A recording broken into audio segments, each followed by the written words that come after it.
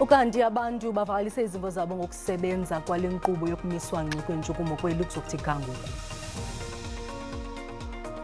Mna ndibona mayeko le nto le shutdown because abantu bahlala benyuka apha ezitratweni akho majoni akho mapolisa abantwana bagcwala ezipakini bayadlala bebaninzi iyafana msasi kumiswe nje ubomi babantu kuyafana mayivulwe qha mabayekwe abantu kufofayo qha ungakwazi ukuzikhusela umuntu. Ndiyacinga ukubana ngaba kona ngebakusebenzile kodwa kusebenzanga enough kuba abantu khabange baphulaphule bonke abantu besenza ukuthanda kwabo kuba abantu bebefuna uleqwa ngamajoni baleqwa ngamapolisa uze babahoya impilo yabo so kayisebenze ngokupheleleyo kodwa ke ubingandiswa kunganzima still ngoba okupheleni kwesuku yandiswa kho mohluko kuba abantu qha baphulaphulana na. Mina msasazi ndithi ukumiswa kwentshukumo usebenzile ngoba amanani ngenyukile ngaphezulu koku.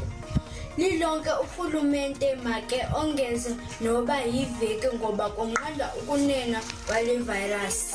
Mina nje bengingathanda nje ukuthi uRamaphosa sitholele labantu laba ngokusheshsha because now we are drowning financially so kwazi ukuthi sicheck kumele ngaphandle siqhubeke nempilo.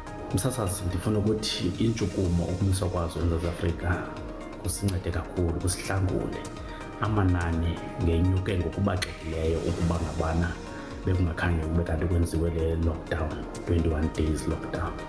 Siyayibulela loo nto kurhulumente wasilawulayo.